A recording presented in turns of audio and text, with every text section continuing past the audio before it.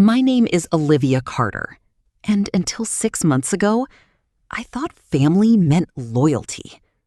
I believed blood was stronger than money. I believed promises mattered. I was wrong. It all started after my grandfather, William Carter, passed away.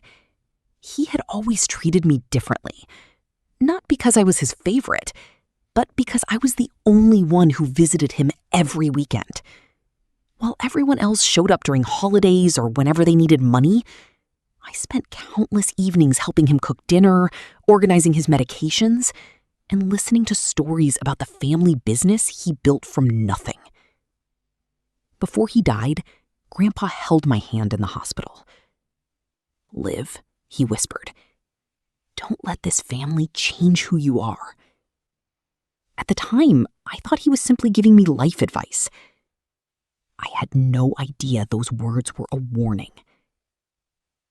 After the funeral, my parents insisted that we all move into Grandpa's beautiful Victorian home in Seattle until his estate was settled. "It'll keep the family together," my mother, Karen, said with a smile. I agreed without questioning anything. For the first few weeks, everything seemed normal. My father, Richard, took over Grandpa's office. My older brother, Ethan, acted like he owned every room in the house. My sister-in-law, Jessica, constantly reminded everyone how stressful her life was.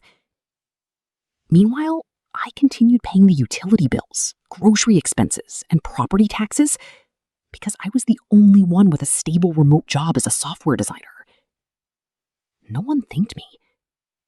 Instead, they expected it. Whenever I came home after running errands, the voicemail replayed in my mind the entire drive across Seattle. "There has been a serious misunderstanding." Those words refused to leave my head.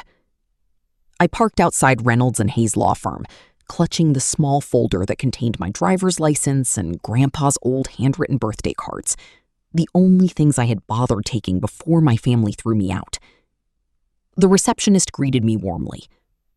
"Miss Carter, Mr. Reynolds has been expecting you." That surprised me. Expecting me? I followed her into a spacious conference room where a man in his late 50s stood as soon as I entered. "Olivia," he said, extending his hand. "I'm Michael Reynolds.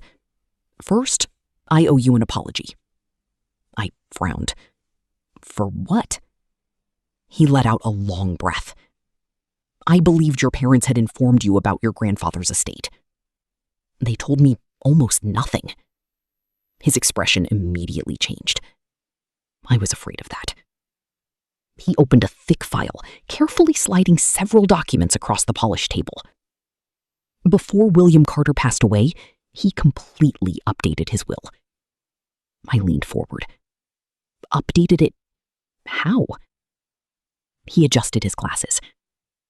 He wanted to make sure the person who truly cared for him would be protected. I felt. The moment I spotted my father across the street, I knew this wasn't a coincidence. He wasn't waiting for someone. He was waiting for me. As soon as I walked toward my car, he quickly crossed the street with a smile that looked painfully forced. "Olivia!" I stopped, but didn't move any closer. "What do you want?" He chuckled awkwardly. "I was in the neighborhood." I looked around. The law firm was nearly 20 miles from my parents' office. "No, you weren't." For a split second, the smile disappeared from his face. Then it returned. "I figured you might be here." "So you've been following me?" He sighed dramatically. "We're family. I was worried about you." That word, family, sounded almost insulting now. Yesterday, I wasn't family enough to stay in the house.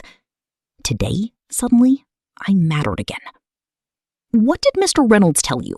he asked casually. I shrugged. "Nothing you need to know." His jaw tightened. "Olivia?" "No." I opened my car door. "If there's nothing else, I have somewhere to be." He stepped closer.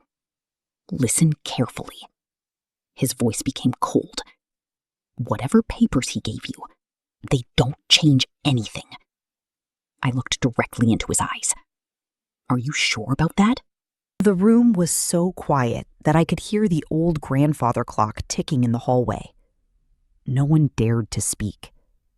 I unfolded the letter and began reading aloud.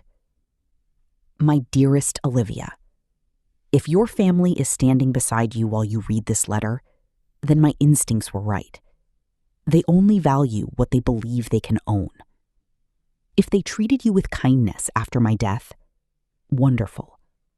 If they turned against you, then they have already answered every question I had about their character. I paused. My mother's eyes filled with tears. My father looked away. I continued. For years, I watched every member of this family. Richard visited me whenever he needed financial advice. Karen always asked if I planned to sell the house. Ethan constantly talked about how much the property would be worth one day. Only you came without asking for anything. The silence became unbearable. Jessica folded her arms, pretending not to care. But I noticed she couldn't stop biting her lip. I turned to the next page. Attached to it was a handwritten list. Each family member's name appeared beside specific dates. What is that? Ethan asked. I looked closer. It wasn't a diary. It was a record. 7 days passed faster than I expected. During that week, the atmosphere inside the house changed completely. The people who had once ordered me around suddenly became unusually polite. My mother offered to cook dinner. Jessica volunteered to clean the kitchen. Ethan even asked if I needed help carrying boxes. If someone had walked into the house without knowing the truth, they would have thought we were the happiest family in America. But I knew better. Kindness that appears only after money is involved isn't kindness at all. It's fear. On the 7th morning, a moving truck pulled into the driveway. One by one, my family carried their belongings outside. No arguments, no shouting, no dramatic speeches, just silence. As my father loaded the last box into the truck, he turned toward me. I hope one day you forgive us. I looked at him for several seconds. I already forgave you. His eyes filled with hope. Then I finished my sentence. But forgiveness doesn't erase consequences. He lowered his head. I understand. For the first time in years, he sounded sincere. My mother hugged me before leaving. I'm sorry, Olivia. I know.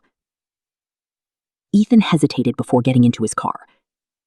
I spent my whole life believing Grandpa never trusted me. He loved you, I replied, but he couldn't trust your choices. Ethan nodded quietly. I guess there's a difference. There is. Jessica simply